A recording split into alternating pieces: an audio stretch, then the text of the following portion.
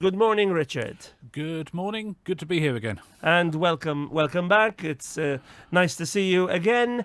And today you promised us some that you're going to share your research about Gozo, the public transport system in Gozo. Indeed. The reason why I'm doing it separate from the story of the main island is twofold. One is the fact that not as much research has actually been done, and that's something that I'm trying to resolve now. Is filling in a lot of the holes we've got in the story and things. But also, the story is a little bit different on Gozo compared with Malta. So I thought the easiest way to do it was to look at a separate standalone show where we'll talk about, as I say, yes, the history of the buses on Gozo from the very first one in 1925 up to the current affairs of today. Thank you. Very good. Richard, Paul Gallia is an expert on the history of the Malta Railway and the Malta Tramways. He accompanies us in the studio. Very good friends, Richard and Paul. And Paul introduced me to Richard. Paul, before we go on to discuss the buses in Gozo, from the very first bus right up till today, was there never any thought of having a railway in Gozo or a tramway in Gozo of some sort? Very interesting question. Yes, actually, it was proposed that the railway on the main island, Malta, would be extended to the north and also the south. And there was also a mini railway proposed for Gozo. It was proposed. Around when was this? This was in the early 1880s. When the whole thing was presented, the proposal of the extensions, because they were going to work in phases. I don't know what happened to the second and third and fourth phase. So it never happened, but there were proposals, yes, and it was discussed. Yes, it was. And there's still documentation that attests to this. People who turn up at our exhibitions and all, we show them a map with the proposed railway system, both for Malta and for Gozo, how it was all proposed and all. So that would have been interesting, but it never happened. It never happened, no. But like what happened in Malta, the public transport system using buses became started in the early 20th century, yes? Yes. You have to take into consideration that whatever is impossible could be possible. Oh, well, yes. Maybe it'll happen like 100 years later, but yes. But it does. I think in our country, it's most likely this necessity creates the purpose. Yes. It's something definitely worth investigating, considering the the questions about pollution, questions about the lack of space we have, the ever increasing number of private vehicles. It's all about transport sustainability nowadays and integrated transport systems and using other forms of transport, not just vehicles. So yes, who knows? But our main aim today is to talk about the Malta bus system, the Malta and Gozo bus system, and we're going to focus on Gozo. That's why we have Richard. Indeed. So, Richard, over to you. Let's go back to the very first, the earliest days of public transport in Gozo. Okay, so the first motor buses appeared on the island of Gozo around about sort of late spring, early summer of 1925. Prior to that, there had been obviously the usual horse-drawn cabs. People could hitch a ride on a horse-drawn cart or anything like that, or of course they could walk. But we're actually just starting to get hints that there might have been some of these horse-drawn omnibuses on the island as well. I've not seen any direct evidence yet, but I have had one or two people sort of suggesting that they'd heard from past generations that might have existed. So, as a reminder, they're the horse-drawn vehicles that look a bit like the cabs, but kind of, as I said in the past, on steroids, in as much that instead of seating 5 passengers, they would have seated a dozen, maybe 16, something like that. And instead of being drawn by 1 horse, by 2, possibly even 3 horses and things. 3 horses in abreast, or? I've seen one photograph of kind of sort of late 19th, early 20th century, somewhere like Sleamer, and yes, three horses abreast. Okay. And they were double-deckers, weren't they, these omnibuses? The ones that I have seen so far were single-deck. Oh.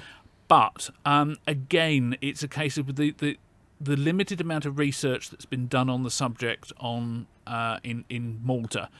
It seems to suggest that possibly some of the very first omnibuses that were imported, I believe, from France in the 1850s, 1860s, possibly from the descriptions and the seating capacities, they may well have been double-deck. But again, seen no photos or anything of them yet, so that's something for the future. But getting back to Gozo, as I say, the first motor buses arrived in the summer of 1925. By the end of 1926, there were 8 running on the island, and the fleet reached a peak of 26 buses in 1930, at which point it was kind of sort of deemed there were just too many buses on the island for the very limited amount of traffic that there was at the time. You've got to remember that the villages were a lot smaller, that people travelled around the island a lot less, and therefore, kind of sort of having 1, 2, 3 buses based in each of the small villages, it was just far more than was ever going to be needed. So what then happened was the fleet was scaled back from, as I say, that peak of 26. By the end of the 30s, it was down to 14 buses. 14 buses. Yeah. By the end of the 1930s. Correct. Yes.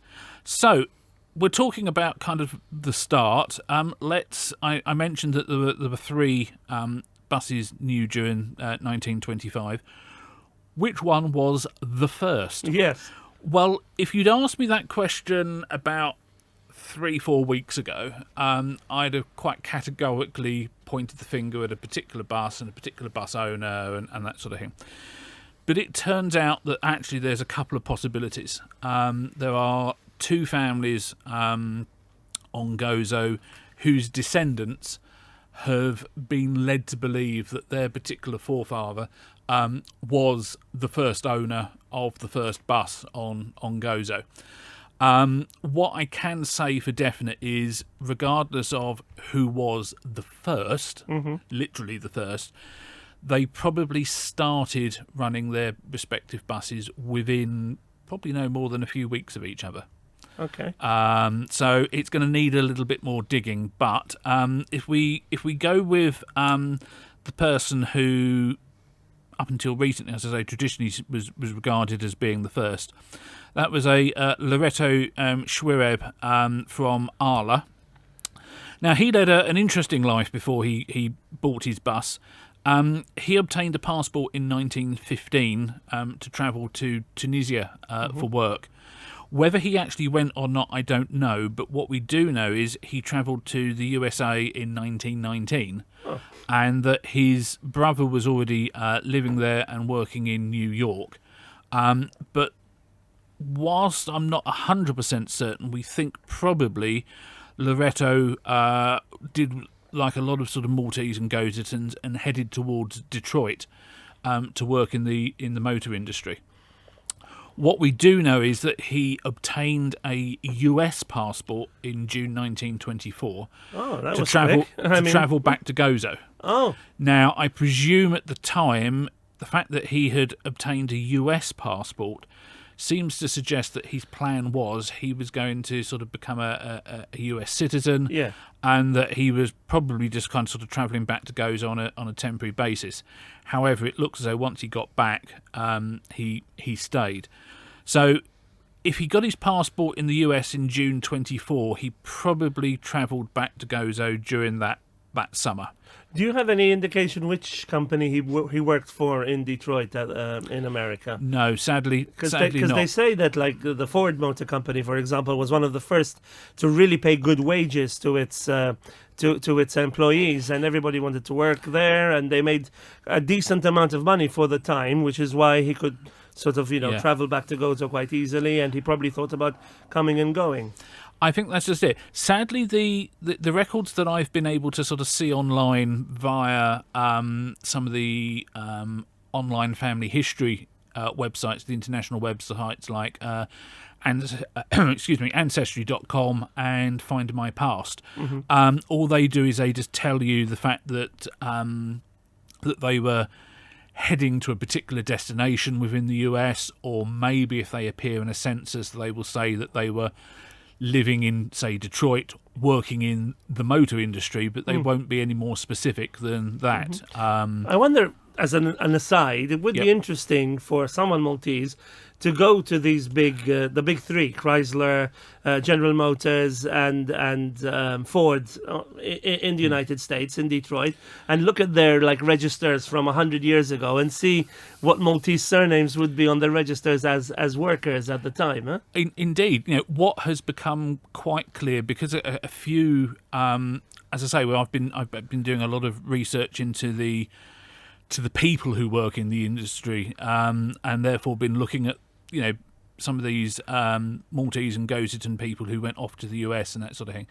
Say some of them do appear occasionally actually in US censuses, and I found one reference to a guy who had actually married the daughter of his landlord and landlady type thing. And basically, you'd got this one family who had obviously emigrated out to the US, were running a guest house, and had got dozens, probably about a dozen Maltese people living with them. Of course.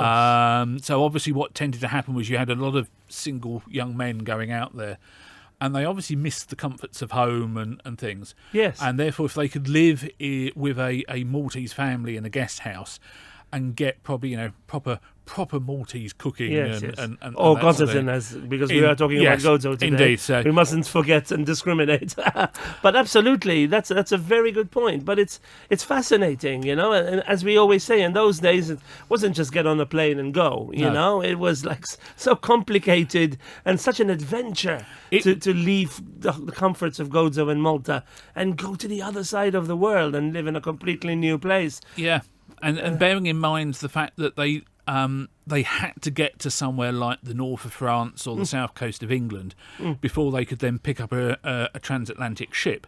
So even that trip, some people took ships round through the Bay of Biscay. Others went to somewhere like Marseille and then travelled up through France overland to then pick up another ship to go transatlantic. So, yeah, it was quite a long, complex journey and relatively expensive. It was, if you decided you were going off to America to try and get a better life and earn more money and things, there was that small matter of that upfront cost of actually getting there in the first place. Yeah. But yeah, I have found dozens of references of people who went from both Malta and Gozo, who went off to the US, and I say often Detroit, worked in the motor industry, as you say, certainly by sort of Maltese and Gozitan standards, earning a good wage, and they then came back and invested that money locally, either buying a bus, buying a truck, buying a taxi, or setting up a company, or buying property, or something like that. So there was a lot of inward investment at that time. Fascinating. We'll continue. We'll pick up the rest of the story about public transport in Gozo that you're telling us, Richard Stedall. Paul, it's fascinating how the Maltese and Gozitans, we were there at the beginning of the auto industry, Maltese and Gozitans in America working at these companies in Detroit. Nowadays, we have Maltese working in factories locally, making O-rings and washers and all kinds of parts for the motor industry from these big international companies companies that have factories in Malta. It's you wouldn't really associate Malta with the car industry as such, but there has been a long history. And then, of course, in the 70s there was the factory in Marfa that made Car assembly. that built cars. I mean, this is plus, of course, here within the Maltese Islands, as Richard has been telling us, you know, people adapting truck chassis into buses, and we came up with the famous Malta Bus, which became known worldwide. Incredible. We have always been very creative. And in our history, when you consider how many things we were lacking at different times and moments, we were always able to come up with a new idea, with a new creation of reusing, Yes. reusing, Recycling, innovative. recycling, doing yes. it in a different way, Improvising. But the bottom line was we got what we wanted, sufficiently enough. And one other thing, which, if you don't mind, you mentioned the fact that how many Maltese were, and we would like to look at the records of Chrysler and Ford and so on to see how many Maltese surnames. In those days, in the States, they listed Maltese people along with the Italians. Oh, really? Yeah, We were I've sort seen of that. placed in there, Yes. in that category. And there were a number of surnames, there are actually, Yes. which are very much Sicilian, Yes. or yes. Italian, like True, Camilleri. true.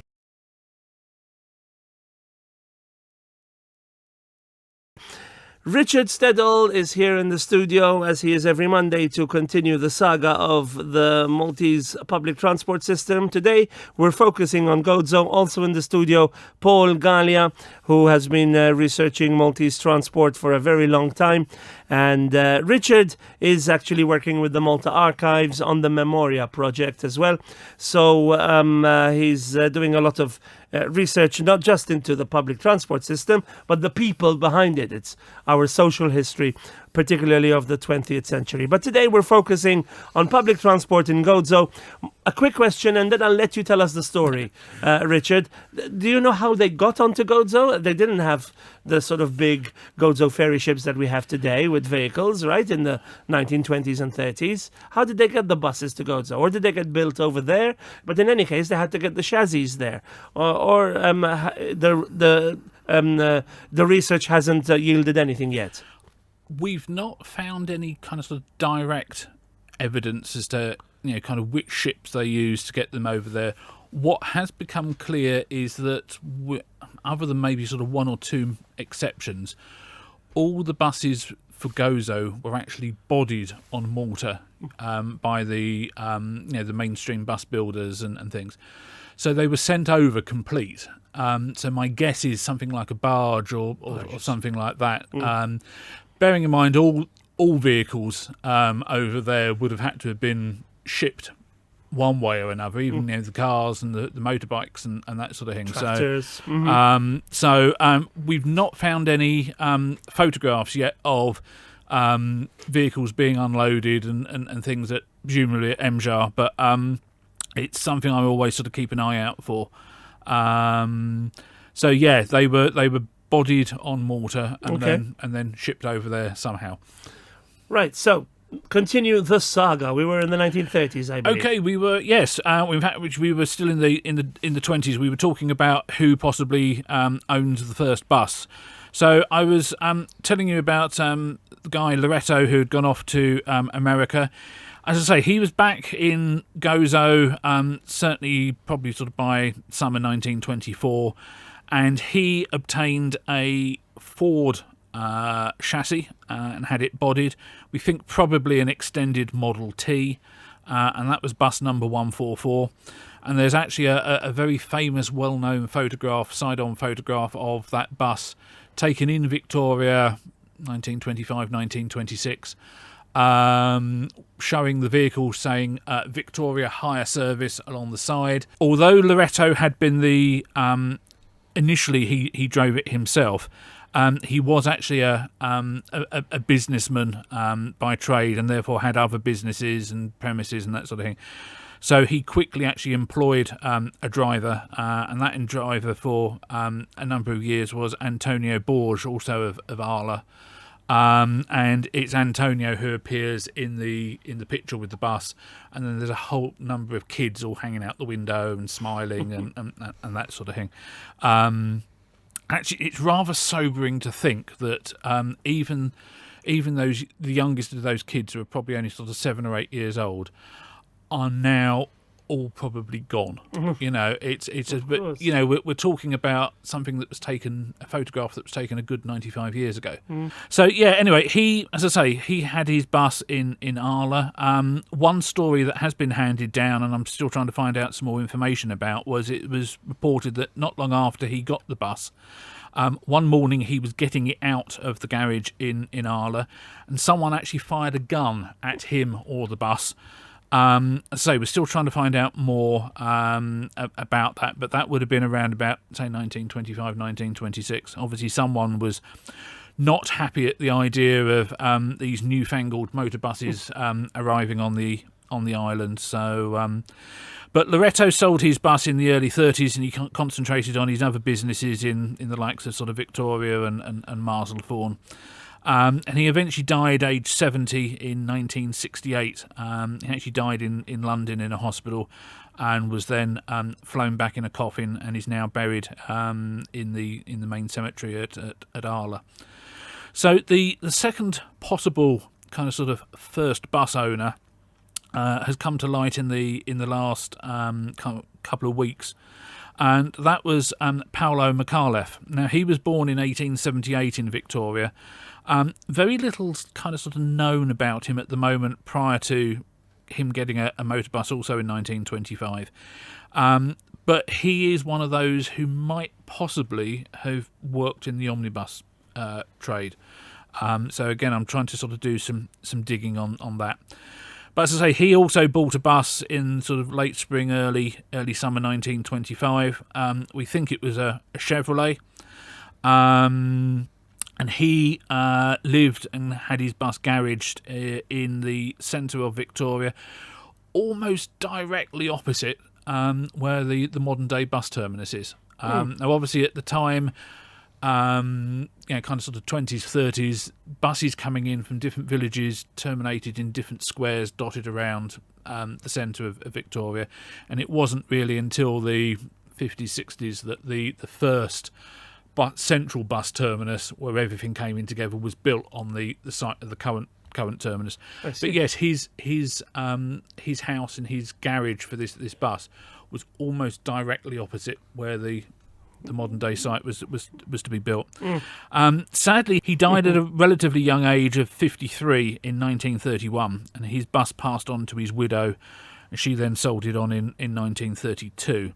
Need to do a bit more digging, but I'm actually currently in touch with Paolo's grandson, who now lives in the UK, and between him and some cousins who apparently live in Australia, they're now trying to do some digging to find see if they've got any photographs that might show the bus, and see if there's any other documentation in the family archives and things. Apparently most of the potentially more interesting paperwork is now out in Australia, so they're sort of doing some digging and seeing what they can find. When you reach out to people like this who now maybe have emigrated, grandsons and granddaughters and great-grandsons and granddaughters of the people that you speak about, is the feedback usually positive? Are people happy to help? Or Yes, it's quite often what I find is the fact that people are almost ecstatic, the fact that you want to take some interest in their ancestor. Sadly, what often is the case is the fact that many, especially when you start looking at sort of great-grandchildren and things, they don't necessarily know much about their great-grandfather. They know the name, they know that he was maybe involved with buses somewhere along the line. But details such as, well, what year was he born? When did he die? Do you know what bus it was? Have you got any photographs? Oh, well, no, not really, type thing. They're almost asking me, have I got any photographs that they could have and things? And sometimes that is the case. Something's turned up in the past, and I'm able to actually share something back to them that they've never seen before. So at the top, I mentioned the fact that there was actually 3 buses that kind of appeared that sort of summer of 1925. The third one we don't really kind of know much about at the moment. I know it was bus number 192, but we don't know what make it was. We know from the few sort of surviving police records that the regular driver was a Luigi Zamit of Shara. Whether he was the owner or not, we don't know, but he was certainly the regular driver. He was born around about 1905. He seems to have stopped being involved with that particular bus around about the late 20s and then became involved with bus number 764, which had been new in 1926 to a guy called Angelo Saliba. One of his descendants sent to me at the end of last year a glorious photograph of Angelo and the bus and family members taken around about 1926. As I say, this Luigi Zamit, we know virtually nothing about him. So if he was an ancestor of yours, I would love to hear from you, because it's a case of I would love to be able to find out more about this, sort of pioneering Gozitan bus owner.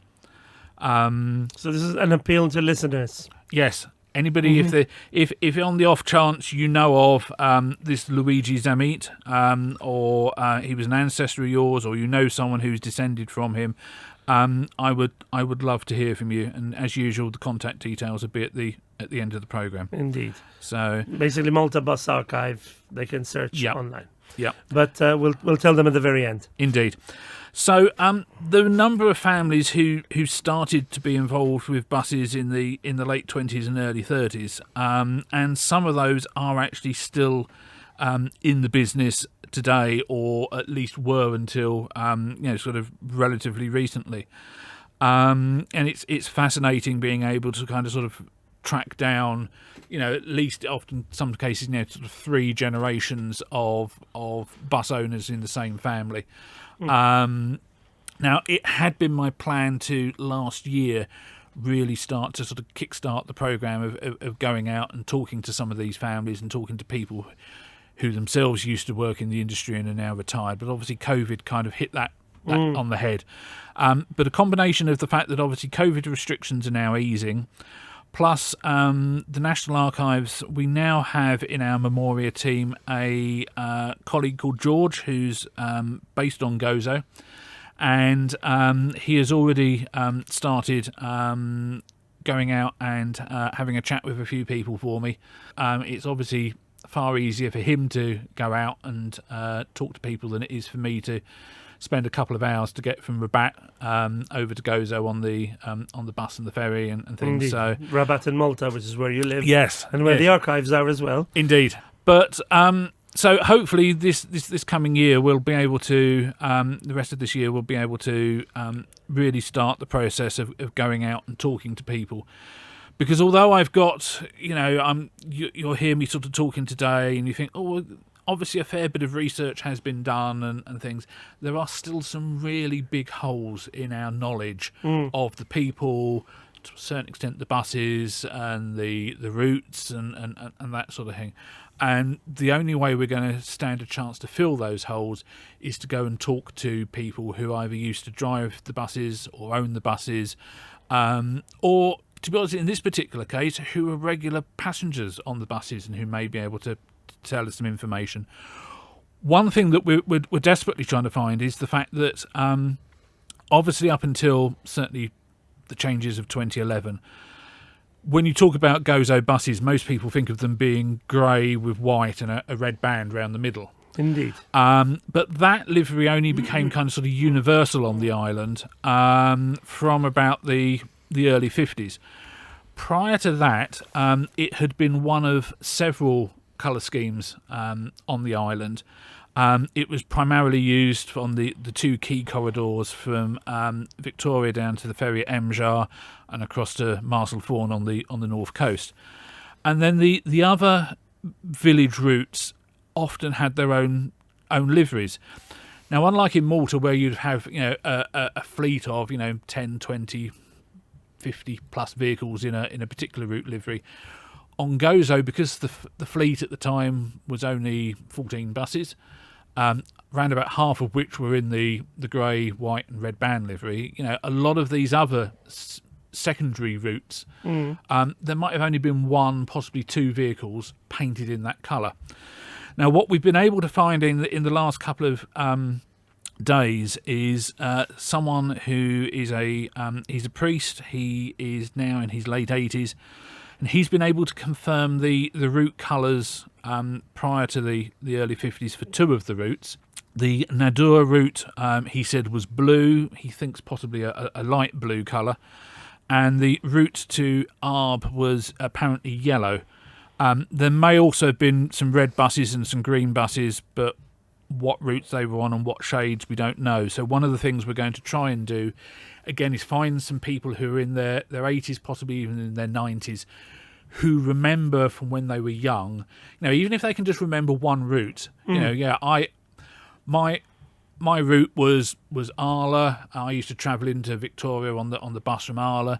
Yes, our buses were green or pink or whatever type thing. Even if we can just sort of get a colour out of people, because there's so far no surviving documentation that refers to what routes were in what colours. And any photos are black and white, right? The photos are black and white, so you can tell that they're a different livery because of the shade of grey type in the black and white photo. But what that colour was, we're still trying to. So again, if there's anyone in their 80s or 90s, or if you've got a relative who in their 80s or 90s on Gozo, who maybe remembers what the village route colours were, again, please do get in touch. That's something that we're really keen to fill in. Right, so in 10 minutes, we've got something like about 70 years to get through. So but the good thing is we could do another show. We'll find another show to continue, Richard, if we don't conclude today. I think we'll probably just about get there, because to a certain extent, things settled down after the Second World War. Okay. Plus also, to a certain extent, that's where some of the gaps in our knowledge still are. But during the Second World War, a bit like on the main islands, there were severe petrol shortages, so the hours that the buses ran were reduced. At one point, certainly around about sort of 1942, there were no buses running on Saturdays and Sundays at all, and the ferry service between Malta and Gozo was reduced to just kind of sort of one sailing a day, a couple of days a week. So, if you missed that boat, you were possibly stuck for several days before the next one type thing. After the war, the fleet size-wise remained remarkably stable for a number of years at 14 buses, although buses were rebuilt and replaced on a one-for-one basis. And then in 1962, 4 new bus licences were issued, but rather interestingly, rather than being issued to individual owners, all the bus owners on the island belong to a owners association. So the licences were actually issued to the owners association, and they were registered in the name of whoever happened to be the chairman at that particular point. And they then employed drivers to actually drive them. And that was a rather unique way of doing it, and they actually remained in the ownership of the Operators Association for several decades. It wasn't really until 70s, 80s, something like that, that the ownership was changed to individual owners. Between 1973 and 1976, it was deemed that they needed more buses over on Gozo. There were more tourists starting to go over there. The villages were starting to expand. The population was starting to expand. So an additional 10 licences were granted, and they were taken from buses on Malta. So the number of buses on Malta was reduced by 10, and those 10 buses and their licences went over onto Gozo. And then during the 80s and 90s, the fleet slowly started to increase further. It reached 36 in 1988 and up to 39 in 1993. And then there was a massive expansion in 1997. Again, tourism had really taken off on the island. They needed a lot more coaches to do tours and bits and pieces. So what the government decided was every single bus stroke coach licence on the island, if you owned one, you could have a second vehicle. Oh. Now, of course, some owners had more than one coach already, so if they had 2 in their fleet, they now had 4, and so on. So I remember in the 90s I spent some time as a guide for students. I used to work on a language school, and I remember we'd get to Gozo and look for somebody called Mubley.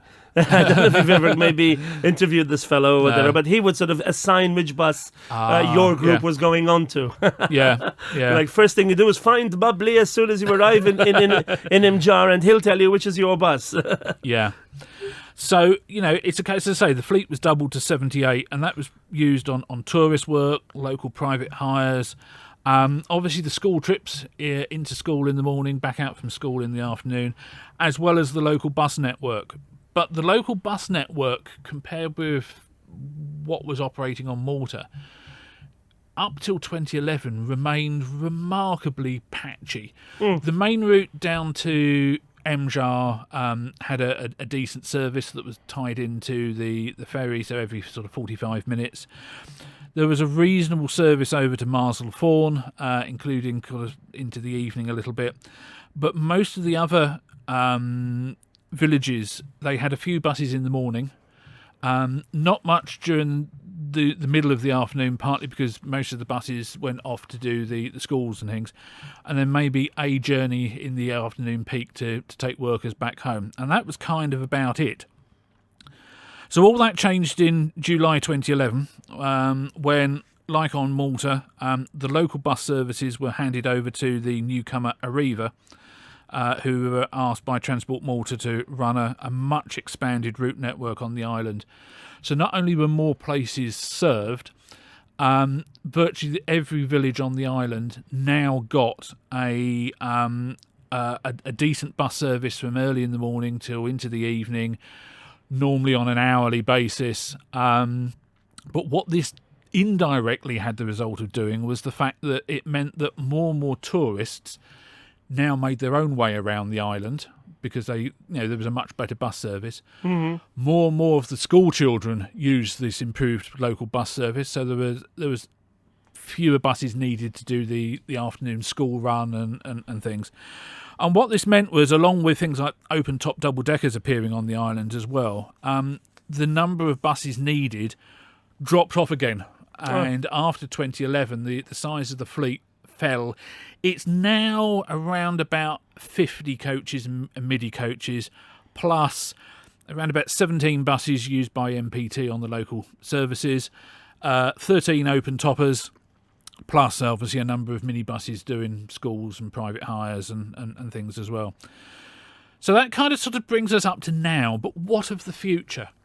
Yes. Well, last summer, 6 battery electric full-size buses manufactured in China arrived in Malta and were taken over to Gozo for storage.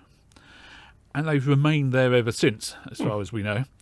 Word on the grapevine is the fact that there's going to be some sort of trial on Gozo using battery electric buses in local service. So this is nothing to do with those self-drive, driverless thing we spoke about a few weeks ago. No. These are kind of normal buses. The only thing is that instead of having a diesel engine in it, it's an electric motor driven by a series of batteries and things. So it looks as though that there may well be electric buses on the way, but so far, as I say, nothing. I think because of COVID and one thing and another, nothing's happened with them. So as far as we know, they're still stored over on the island, but not much is happening with them. So that kind of sort of brings us up to date.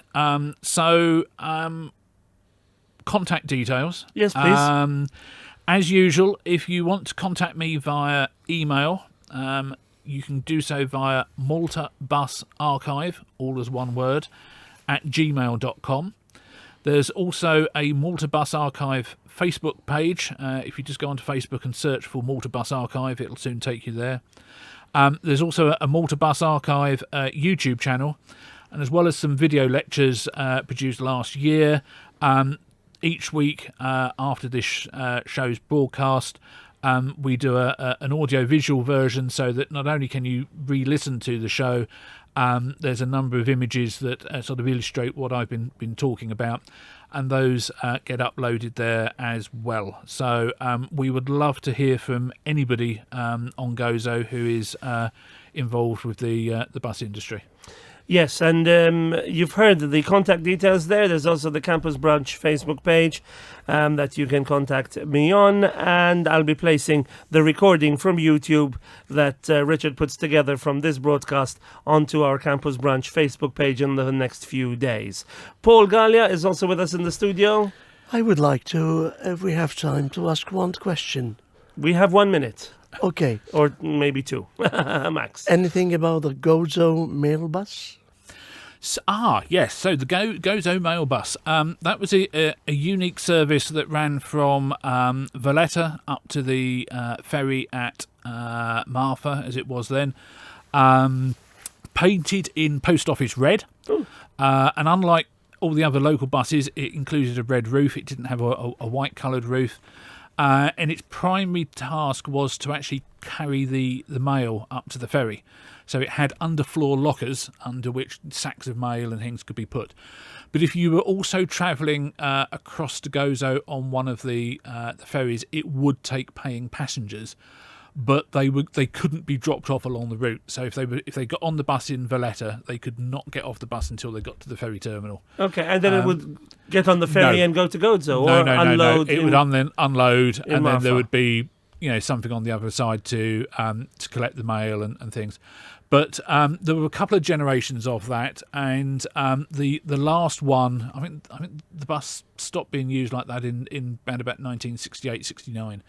And it then became a route bus and has now been preserved and restored back into the post office red of the mail bus, and looks absolutely immaculate. Is a credit to its owner. And is it at the post office museum? I believe they have a museum. They have a model at the post office. They've got a museum. model there, but no, it's in private ownership at the moment. But hopefully at some point it might be able to I don't know, sort of come out for a vehicle rally or something like that. So Fantastic stuff. Thank you very much, Richard.